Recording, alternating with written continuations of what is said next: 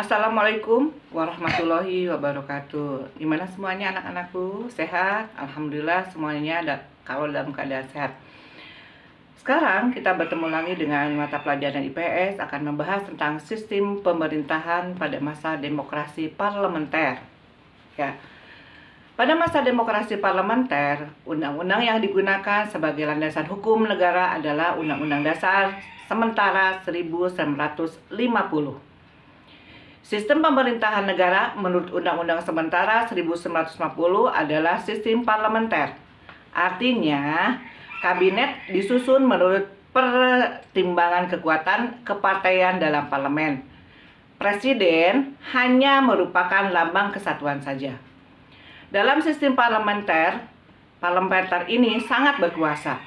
Nah, apabila kabinet dipandang tidak mampu menjalankan tugasnya, maka parlemen segera membubarkannya. Sistem parlementer disebut juga sebagai sistem demokrasi liberal. Nah, sistem kabinet yang digunakan pada masa demokrasi parlementer adalah Zaken Kabinet. Apa sih yang dimaksud dengan Zaken Kabinet? Zaken Kabinet adalah suatu kabinet yang para menterinya dipilih atau berasal dari tokoh-tokoh yang ahli di bidangnya, tanpa mempertimbangkan latar belakang partainya. Nah, masa demokrasi parlementer di Indonesia memiliki ciri banyaknya partai politik yang saling berebut pengaruh untuk memegang tampuk kekuasaan. Hal tersebut menyebabkan seringnya pergantian kabinet. Kita lihat seperti adanya Majelis Syuro Muslimin, ada Partai Nasional Indonesia yang dipimpin oleh Siddiq Djoyo Soekarto yang berdiri pada tahun 45, ada Partai Sosialis Indonesia, ada Partai Komunis Indonesia, terus ada Partai Buruh Indonesia, Partai Rakyat Jelata, Partai Kristen Indonesia, Partai Rakyat Sosialis, Persatuan Marhain Indonesia, serta Partai Katolik Republik Indonesia yang dipimpin oleh I.J. Kasimo yang berdiri pada tanggal 8 Desember tahun 1945. Ya, hampir setiap tahun itu terjadi pergantian kabinet. Jatuh bangunnya kabinet membuat program-program kabinet tidak dapat dilaksanakan sebagaimana mestinya. Sekarang kita lihat pada sistem kepartaiannya. Nah, sistem kepartaian yang dianut pada masa ini adalah sistem multipartai, yaitu suatu sistem kepartaian yang memiliki banyak partai politik. Partai-partai antara lain adalah sebagai berikut. Yang pertama, banyaknya partai politik yang ikut serta dalam pemerintahan menyebabkan munculnya persaingan antar partai.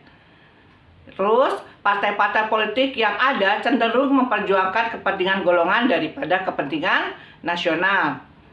Partai-partai yang ada saling bersaing, saling mencari kesalahan dan saling menjatuhkan.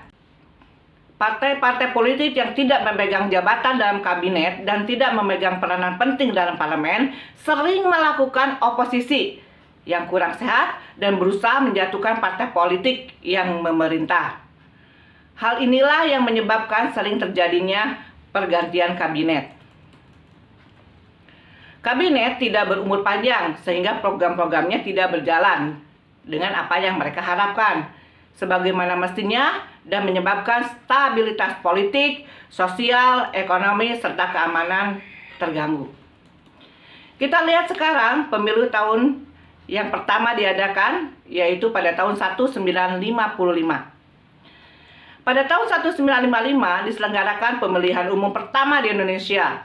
Pemilu pertama ini merupakan tonggak demokrasi pertama di Indonesia. Keberhasilan penyelenggaraan pemilu tahun 1955 menandakan telah berjalan demokrasi di kalangan rakyat. Rakyat telah menggunakan hak pilihnya untuk memilih wakil-wakil mereka. Banyak kalangan yang menilai bahwa pemilu 1955 merupakan pemilu paling demokratis yang tidak dilaksanakan di Indonesia. Pada pemilu pertama ini, 39 juta rakyat Indonesia memberikan suara pada pemilu tersebut. yang dilaksanakan secara 2 tahap. Tahap pertama dilaksanakan pada 29 September 1955 dan tahap kedua pada tanggal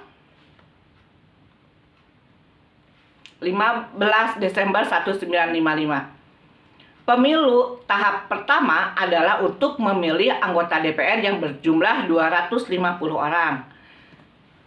Perolehan suara terbanyak pada pemilu ini dimenangkan oleh 4 partai politik, yaitu PNI, Masyumi, NU, dan PKI.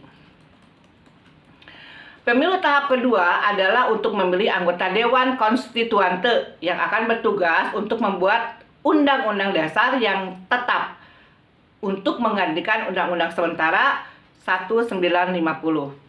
Anggota DPR hasil pemilu 1955 dilantik pada tanggal 20 Maret 1956. Sedangkan pelantikan anggota konstituante dilaksanakan pada 10 November 1956. Sekarang kita lihat gangguan-gangguan keamanan apa sajakah yang terjadi pada masa itu. Pemilu tahun 1955 berhasil diselenggarakan dengan lancar, tetapi ternyata tidak dapat memenuhi harapan rakyat yang menghendaki pemerintah yang stabil. Para wakil rakyat terpilih hanya memperjuangkan partainya masing-masing, sehingga pergantian kabinet terus saja terjadi dan mengakibatkan keadaan politik dan keamanan menjadi tidak stabil. Hal ini menyebabkan munculnya berbagai pergolakan di berbagai daerah. Dalam perkembangannya, pergolakan-pergolakan itu mengarah pada gerakan pemberontakan yang berniat memisahkan diri dari Negara Kesatuan Republik Indonesia. Nah, berikut ini beberapa gerakan pemberontakan yang terjadi pada masa demokrasi parlementer. Yang pertama, pemberontakan Angkatan Perang Ratu Adil yang disingkat APRA. Gerakan APRA dipimpin oleh Kapten Raymond Westerling. Gerakan ini didasari oleh adanya kepercayaan rakyat akan datangnya seorang Ratu Adil yang akan membawa mereka ke suasana aman dan tentram, serta memerintah dengan adil dan bijaksana. Terus, tujuan daripada gerakan APRA adalah untuk mempertahankan bentuk negara federal di Indonesia dan memiliki tentara tersendiri pada negara bagian RIS. Pada tanggal 23 Januari 1950, pasukan APRA menyerang kota Bandung serta melakukan pembantaian dan pembunuhan terhadap anggota tentara negara Indonesia. APRA tidak mau bergabung dengan Indonesia dan memilih tetap mempertahankan status quo-nya karena jika bergabung dengan Indonesia mereka akan kehilangan hak istimewa. Pemberontakan APRA berhasil ditumpas melalui operasi militer yang dilakukan oleh pasukan Siliwangi.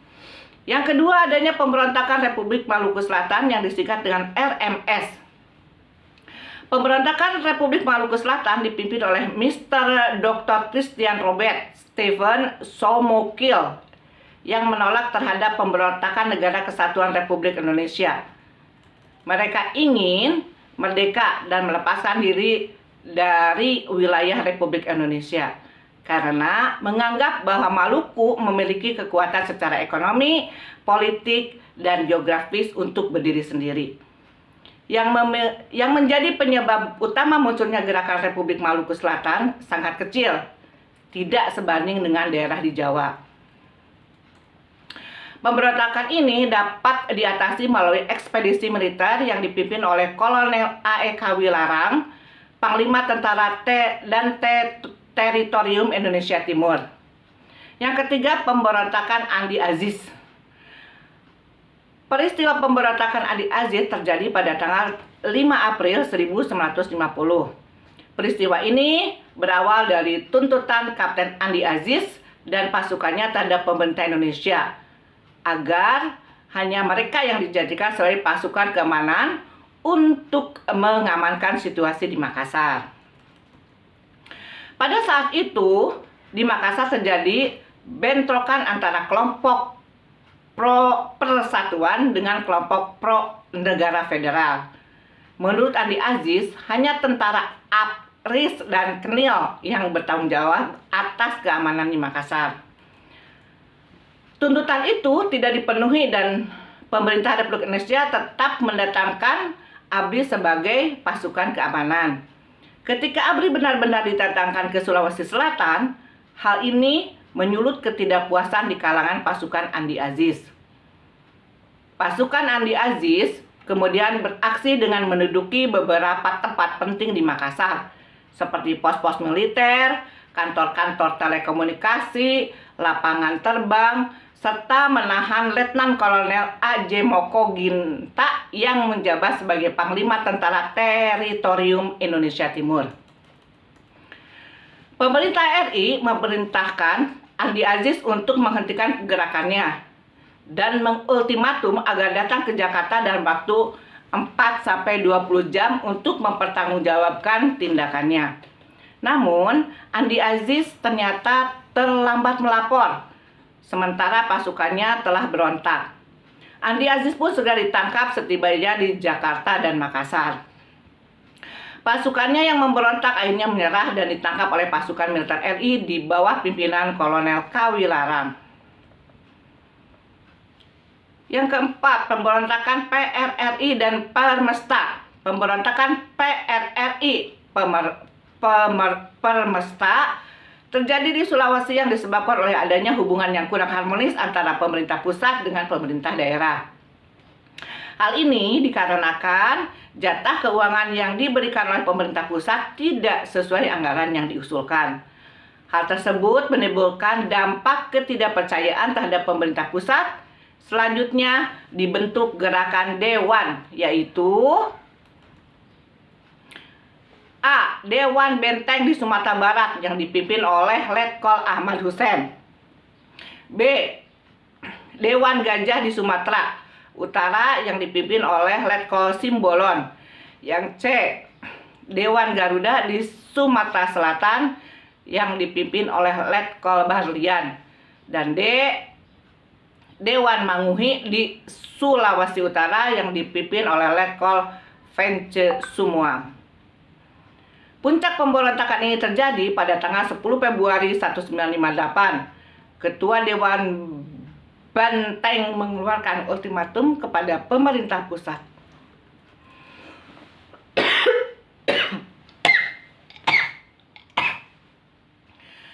Isi ultimatum tersebut adalah menyatakan bahwa Kabinet Juanda harus mengundurkan diri dalam waktu 5x24 jam. Nah, setelah menerima ultimatum tersebut, pemerintah pusat bertindak tegas dengan cara memberhentikan Letkol Ahmad Hussein secara tidak hormat.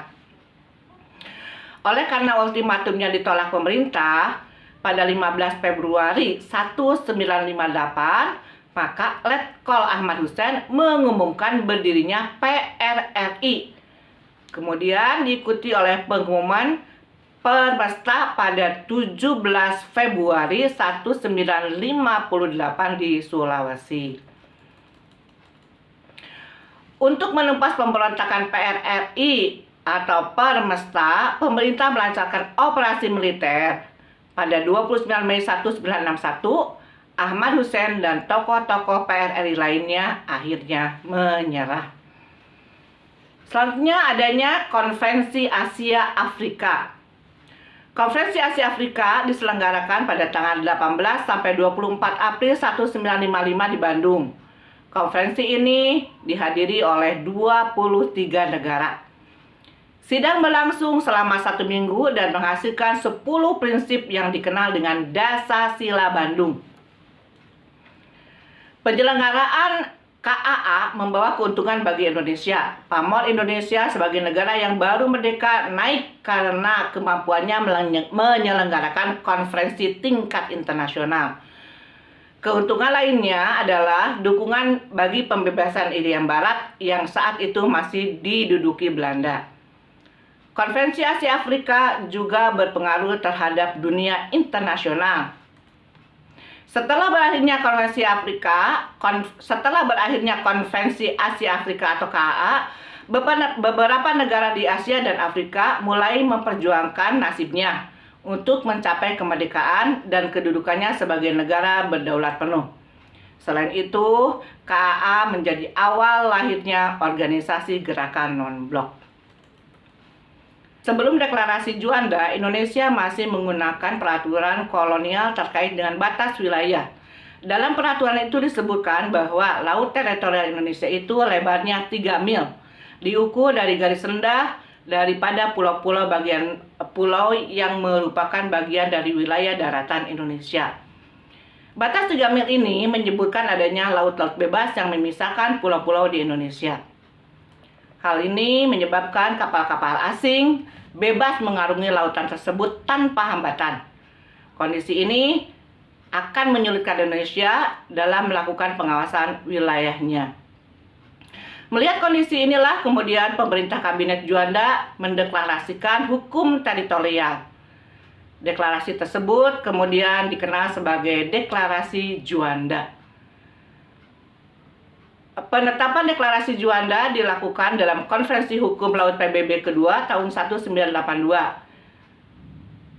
Pengakuan atas Deklarasi Juanda menyebabkan luas wilayah Republik Indonesia seluas hingga 2,5 kali lipat dari 2027087 km persegi menjadi 5.193.250 km persegi.